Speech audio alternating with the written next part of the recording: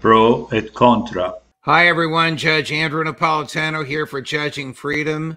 Today is Tuesday, April 9th, 2024. Professor Jeffrey Sachs joins us. Professor Sachs, always a pleasure, my dear friend. Great I have to a be lot with of you. different topics I'd like to discuss with you. I want to start with a rather startling comment made to us by one of our colleagues just 2 or 3 days ago, Colonel Lawrence Wilkerson, about the Crocus attack, the attack on the concert hall, the Crocus concert hall outside of Moscow, now 2 weeks ago, and faded from the front pages, not in Colonel Wilkerson's view, as you'll see. He's of the view that the CIA was behind it. Watch this. This looks a lot like what Nord Stream turned out to be, a U.S. operation. Only the CIA led it. Let's face it, we have done as much to create and to nurture ISIS as anything else on the face of the earth, whether it be Abu Musab al-Zarqawi or any of the instigators of the so-called ISIS consulate in the beginning. We've used ISIS, and when I say we, I mean that agency called the CIA, the same agency that does so many nefarious things in our name. And they have worked ISIS and worked operatives from ISIS in order to do other things. And I'm hearing, and it makes a lot of sense to me, and I'm watching the behavior and the signals coming from Moscow, which are usually very indicative of the truth when it's something like this. And I think that's what Putin believes. And I think the intelligence community in Russia, whether it's the GRU, the NKVD, the KSB, the FSB, or whatever, they believe it too. And that makes this Ukraine conflict a different conflict as of that killing of that many Russians that close to Putin, and blame lying, at least in part, with the people who orchestrated it, being the CIA. What's your take on that, Professor Sachs? Well, isn't it extraordinary that a very senior and respected official like that can offer that hypothesis in a very plausible way? We know that the CIA has run jihadists. This is not at all a secret. It's kept out of the New York Times, let's say. It's kept out of the mainstream media, but it's not at all a secret to those who follow these events. We have reason to suspect that this particular Crocus attack was linked to Ukraine in some way, because, of course, the perpetrators were fleeing to Ukraine, and they have told the Russian investigators that they were expected to be received in Kiev. We know that the United States knew a lot about this attack. How? It hasn't told us. It's so strange, actually, that the U.S. acknowledges, well, it knew. It actually gave a warning, albeit a couple of weeks beforehand, about an attack like this about to take place. How? Why doesn't it explain? Why isn't there more understanding? It all gives rise to the kind of speculation of Lawrence Wilkerson, very plausible, and what senior Russian officials are saying.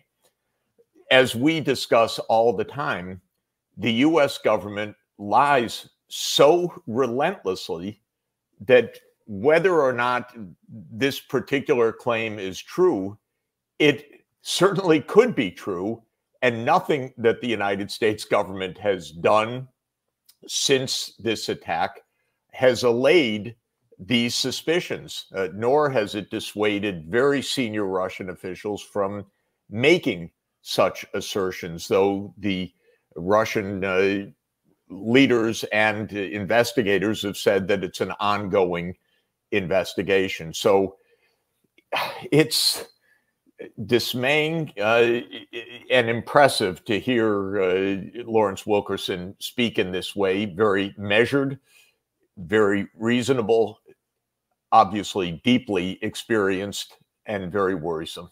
You have been harshly critical of many of the dastardly deeds that the CIA has been involved in: secret wars, secret army, secret coups. I've joined that criticism. Your colleagues on this program have, the viewers have applauded the intellectual honesty that exposes that. But tell me, Professor Sachs, are these American CIA agents so indifferent to innocent human life, so heedless of basic moral standards, so reckless in their disregard for international law and American federal law, that they would facilitate the killing of 144 young people at a concert in order to make some kind of a point to the Russian president? I don't know. I really don't know the answer to that. I do know that the CIA organizationally takes missions to destabilize adversaries or perceived adversaries of the United States. Those actions have resulted in vast numbers of deaths over the decades. So this is what the CIA does in part. Remember, as we've always discussed, of course, it's two organizations in one, which is right. Its profound failing of design. It's a secret army that aims at destabilization. And there's no doubt, we know it even in this case from the New York Times story recently, that the CIA operated in Ukraine with the purpose of destabilizing Russia. That was not a surprise to read, but it was a surprise to read it in the pages of the New York Times a few weeks ago. But that has been an ongoing mission of the CIA for decades. So I would say everything is possible. It is really important for the American people to understand that the CIA has been publicly investigated precisely one time. And that was 49 years ago. Frank Church. The Church Committee in 1975. We will be at the 50th anniversary next year. There has not been one occasion since then in which the actions of the CIA have been independently investigated by even another branch of government, much less true independent investigation with access to the facts. When you have a secret army that is unaccountable to the public, unaccountable to the Congress, operates for decades, operates under presidential orders that are once in a while exposed, but then even so not discussed, you can have all sorts of results. Let me give one quick example, which is one of the most under-discussed facts of our modern times, and that is that President Obama tasked the CIA with the overthrow of Syrian President Bashar al-Assad.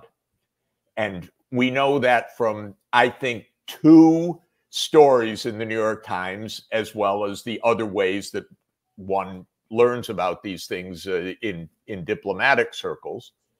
And this is almost completely undiscussed, that basically Hillary Clinton, Barack Obama, and the CIA launched a war in Syria that has been going on now for more than a dozen years.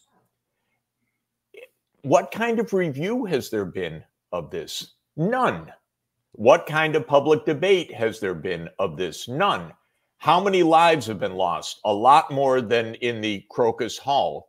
So you ask, could the CIA do this? Of course the CIA could do this. And in the case of Syria, the implications have been hundreds of thousands of deaths.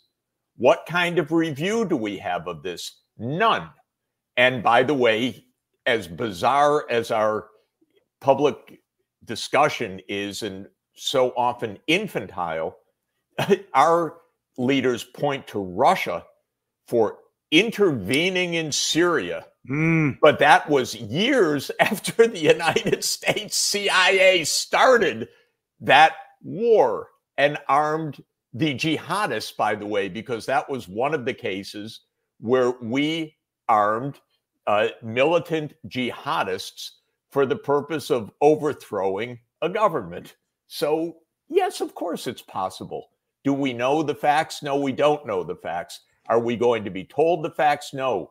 But one thing I would like to put on the table is that at the 50th anniversary of the Church Committee, it's high time we have another investigation of what this organization has been doing for the last 50 years, because in my view, it has put all of our lives in peril repeatedly. Here, Professor. The Pope recently called you in from New York to ask your opinion on matters involving the sustainability of life on Earth and things planned at the UN in the fall. And of course, my hat is off to you.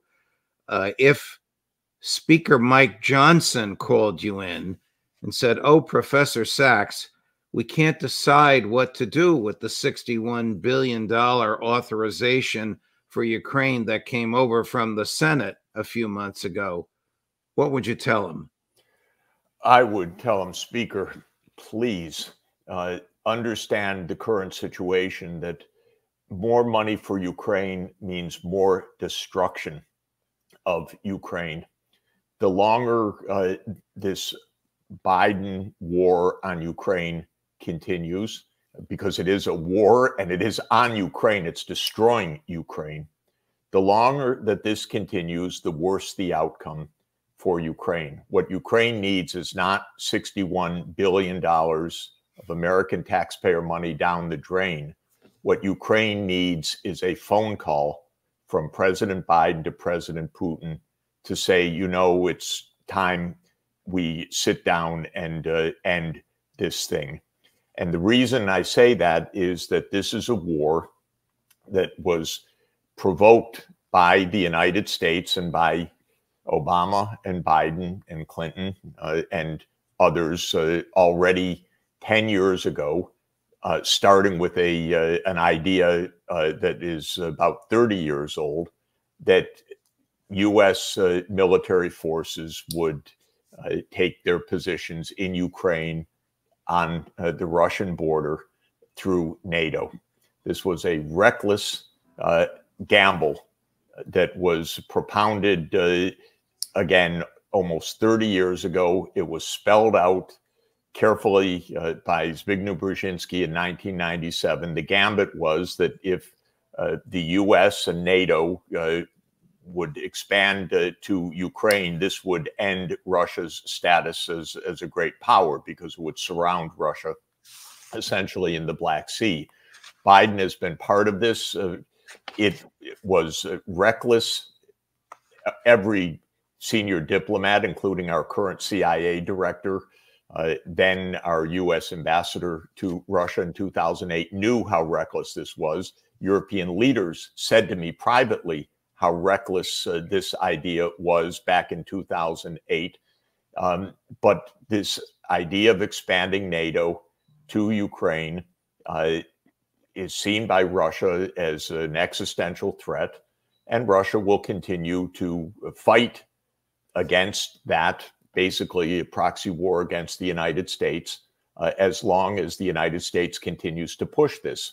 Now, many people have made this observation in the last 3 years. John Mearsheimer made it precisely back in 2014.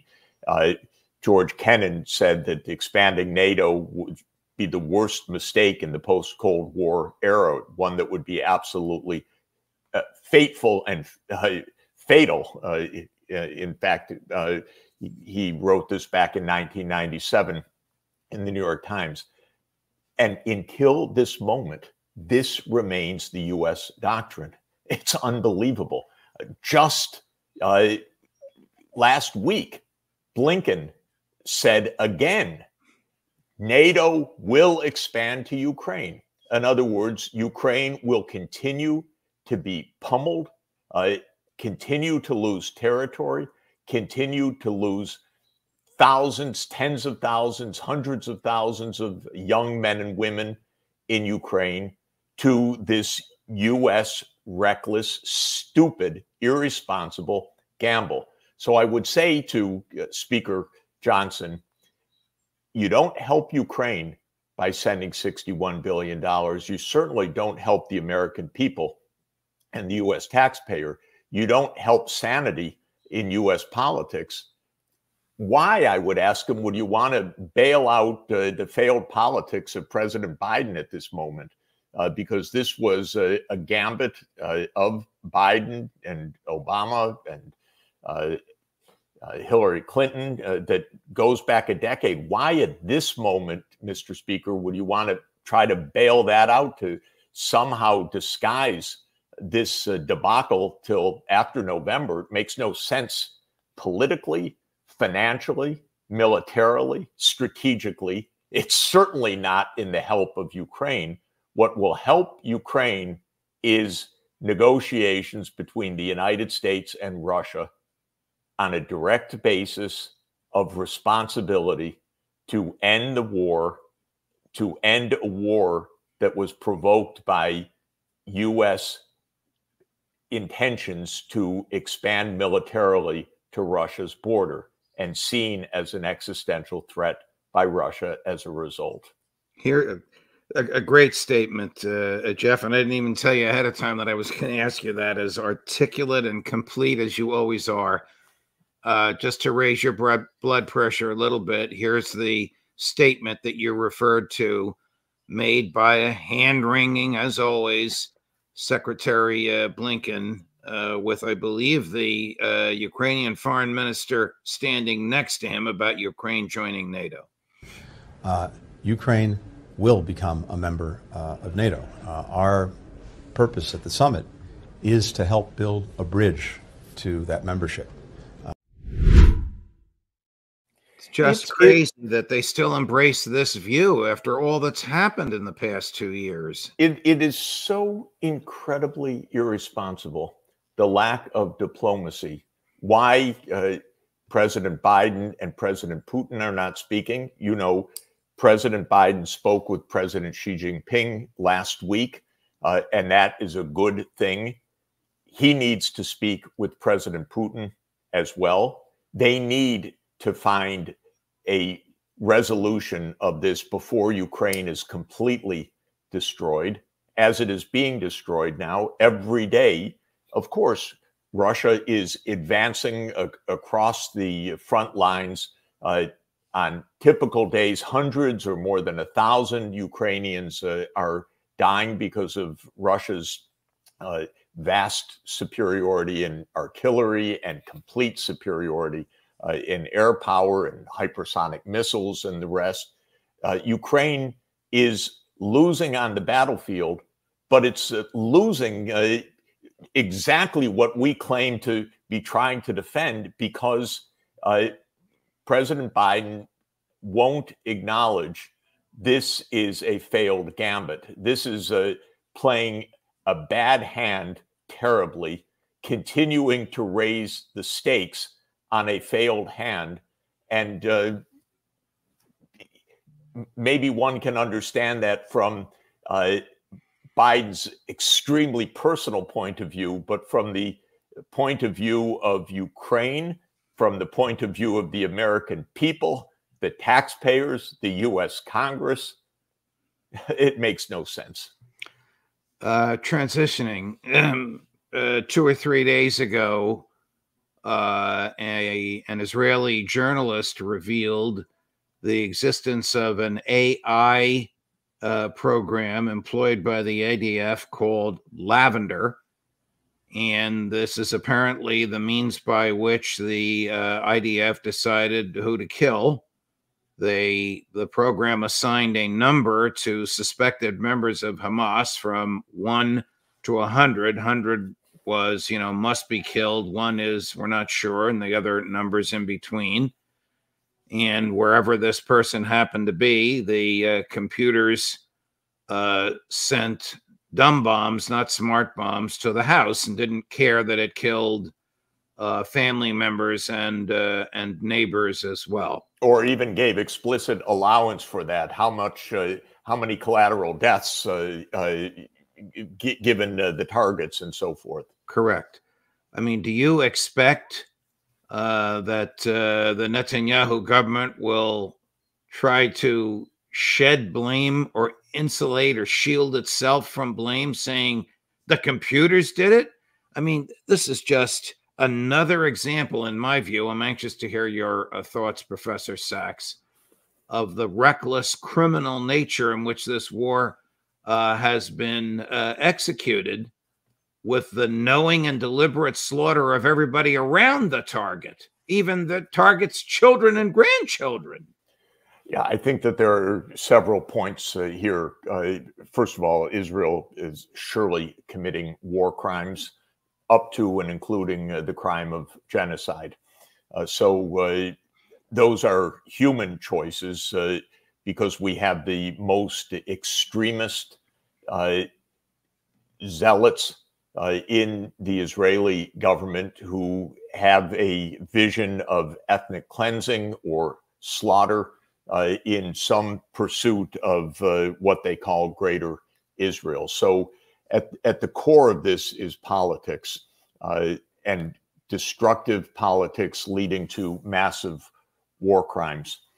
But there's the other element, which is the rapid infusion of advanced technologies in killing in a completely horrific, alarming way, but also illustrating how cutting-edge technologies get militarized and without any governance, ethics, civility, public knowledge, public awareness. So there's a general phenomenon here. It's happening, of course, with the U.S. military. It's happening in Ukraine. It's happening in Gaza.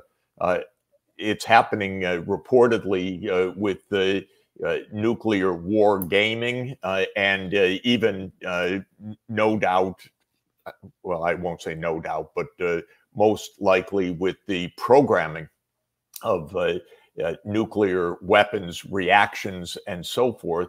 We are infusing it with artificial intelligence in ways that is extraordinarily dangerous. In this case, in Israel, criminal and cruel. But with these technologies advancing so quickly, with governments that are not accountable to ethics or to the public, this is astounding and alarming. If I could make just a quick digression, which seems maybe completely out of left field, but I think it's related. You know, my own view is that most likely the COVID pandemic was developed by a U.S. research program funded by the NIH in a highly secretive research program that was manipulating dangerous pathogenic viruses, making them more dangerous. The reason it's related, in my view, is that we are in a moment of extraordinarily rapidly advancing technologies. Even the biotech and the AI build on the same underlying digital technologies and platforms in a way. But the fact of the matter is these are out of control. They are militarized. They are extraordinarily dangerous. And we don't have any governance within our countries or internationally in which ethics and the common good are maintained in the face of this relentless militarization, whether it's of pathogens or whether it's of artificial intelligence. So what's happening in Israel is can be viewed at a political level, but it can also be viewed at a technological level. That's both are terrifying. And it can be viewed, of course, on a moral level. Professor Sachs, my my hat is off to you. I stand up and salute you. If you were here, I would hug and kiss you for the courage, intellectual bravery, and acumen with which you just explained a view that I know you have held, and on which you've done a lot of research, and on which you've given a lot of talks with respect to the COVID pandemic. We will well publicize for you what you just so nicely summarized. Last topic before we go. I appreciate if I may, before we turn to the last topic, just let me give you one little snippet more about AI and the military, and that was just a typical event. I was at a security conference in Bratislava, Slovakia, recently, and this question of AI and militarization came up. And it was a discussion on stage of some NATO generals. And their point was not, this is dangerous and runaway technology, or how can we get it under control, or what kind of diplomacy. The entire talk was, we'll beat the Chinese in this. We'll beat the Chinese in this. We can stay ahead. This is how generals think. Maybe it's right for generals to think that way, but it's not right for governments and diplomats and the public to think this way. And the generals must not be in charge. But their view was, well, we're just in another arms race. So we're going to maximize, accelerate in every way the deployment of these extraordinarily dangerous tools without any consideration for diplomacy, for ethics, for safety, for what can go wrong. And so this phenomenon that we see in Israel now, this phenomenon of the so-called biodefense, whatever that is, but manipulation of dangerous pathogens, and the bravado and stupidity, I would say, of these generals thinking, we'll be ahead of our adversaries, as if this is the only approach to the dangers that we face, is really all around us. That's what I wanted to emphasize. Well, nicely put. And as you mentioned, generals, it's a transition to my last topic with you this morning. Why are there several hundred American troops on a small island off the coast of Taiwan? What are they doing there? Are these war games? Are they provocation? Are they a tripwire? Well, they're definitely a provocation, whether advertent or inadvertent. It's completely shocking that Americans have troops in an island of Taiwan, which the United States recognizes as part of China, against the expressed, and I would say alarmed, point of view of the Chinese leadership. What are we doing? How many wars do we want to be engaged in? Where is even the modicum, the minimum, the iota of prudence in our behavior? It doesn't exist right now. That's exactly what we saw Blinken doing. No awareness, it seems, of the red lines of other nations. In the call, by the way, between President Biden and President Xi Jinping, in the Chinese readout, the strongest language by far was the Chinese expression made during the call that Taiwan is the reddest of red lines. And you know, the deepest failure of American foreign policy is the expressed denial of red lines of anyone else besides us. This is where we go wrong in an absolutely devastating way. We simply could not hear that the Russians were concerned about NATO coming up to their 2,000-kilometer border with Ukraine. Nah, nothing to worry about, said these fools in our government. Well, it's the same in Taiwan. We don't want to hear The Chinese are telling us something very serious, very real, and given their history and their geography, very understandable, which is that Taiwan is a red line. The United States recognized this in a communique more than 40 years ago when it said it would not arm Taiwan for the long term. It was going to taper off what had been support upon the diplomatic relations with the PRC. We do not live up to that. We don't even want to hear about red lines. I suggest we learn to listen. Professor Sachs, thank you very much, my dear friend, for very intriguing and troublesome topics with your usual insightful and, if I may, brilliant and articulate analysis. Much appreciated. I can tell you from the comments that come in and from the size of the audience watching us at this moment as an indication of how it'll be appreciated throughout this week. Thank you, my dear friend. Thanks a lot, and we'll see you next week. You got it. All the best. Great. Thanks a lot. Wow. A dynamic and terrific observation. No surprise, given the person who gave it to us, Professor Jeffrey Sachs, but dynamic nevertheless. Here's our day coming up for you. At 11 o'clock this morning Eastern, Colonel Douglas McGregor. At 2 o'clock this afternoon Eastern, Matt Ho was on his way to Gaza. At 3 o'clock this afternoon Eastern, Lieutenant Colonel Karen Kwiatkowski, and at 4:30 Eastern this afternoon, the inimitable Scott Ritter. All today. Looking forward to it. I hope you are as well. Judge Napolitano for Judge. Thank you for watching. Like and subscribe.